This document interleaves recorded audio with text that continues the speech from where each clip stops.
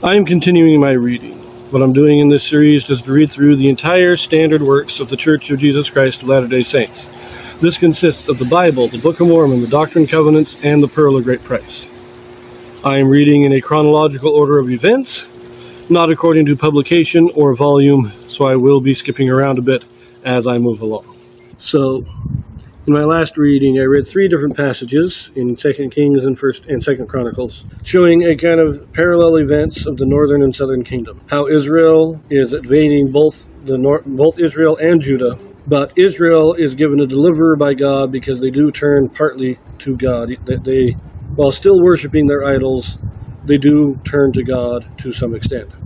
Judah, on the other hand, we have Joash, who was a righteous king, turning to idolatry, becoming wicked, and God is abandoning him, and Syria eventually invades and does a lot of damage. And this is most likely the time period that Joel was prophesying, and he prophesied of invading armies destroying the land, and we kind of see this fulfillment here with Syria invading Judah. So now in this video we will once again be reading 3 different passages in 2 Kings and 2 Chronicles. Our first one is 2 Kings chapter 13.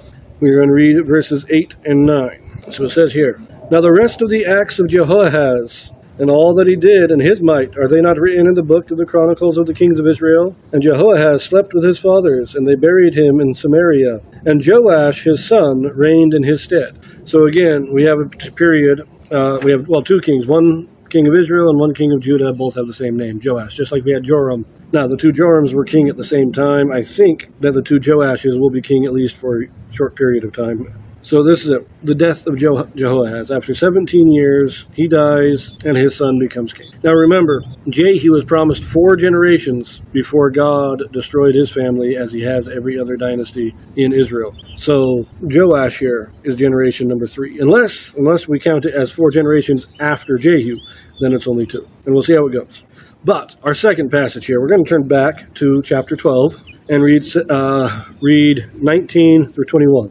So it says here, "And the rest of the acts of Joash and all that he did, are they not written in the book of the Chronicles of the kings of Judah? And his servants arose and made a conspiracy, and slew Joash in the house of Millo, which goeth down to Silla. For Josachar, the son of Shemiath, and Jozabad, the son of Shomer, his servant, smote him, and he died. And they buried him with his fathers in the city of David, and Amaziah his son reigned in his stead."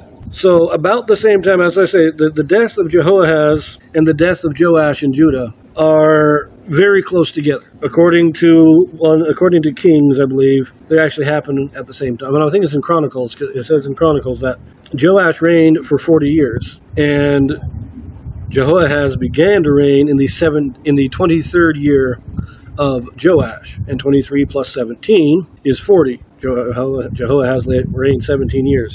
So following that timeline, they both die at the same time, Jehoahaz and Joash. Now, in 2 Kings, the timeline's a little bit different, and I think it is Jehoahaz becomes king when he is in the 21st year of Joash. And so it's like 2 years before Joash dies, Jehoahaz dies. But they died about the same time, which is why we're reading them together in this video, because they're close enough in time that it's hard, and given the information we have, it's kind of hard to distinguish the 2 easily. So now, our third passage here, we're going to read 2 Chronicles chapter 24, and this is verses 25 through 27. "And when they were departed from him, for they left him in great diseases, his own servants conspired against him for the blood of the sons of Jehoiada the priest, and slew him on his bed, and he died. And they buried him in the city of David, but they buried him not in the sepulchres of the kings. And these are they that conspired against him, Zabad the son of Shemiath, an Ammonitis, and Jehozabad the son of Shimrith, a Moabitess. Now concerning his sons, and the greatness of the burdens laid upon him, and the repairing of the house of God, behold, they are written in the story of the book of the kings, and Amaziah his son reigned in his stead." So his servants slew him because he had murdered the prophets. And it says he killed the sons, plural, We read only about Zechariah, but according to this, he killed multiple sons of Jehoiada. He was killing multiple prophets. And so this conspiracy rose up around him. And remember, this happened immediately after Syria came in and devastated Judah. And when it says left him in diverse diseases, this means Joash himself was wounded in this war. He probably led the men out to battle and got wounded, severely wounded. And in his weakened state, his servants decided, well, we can kill him, and he'll just be considering him.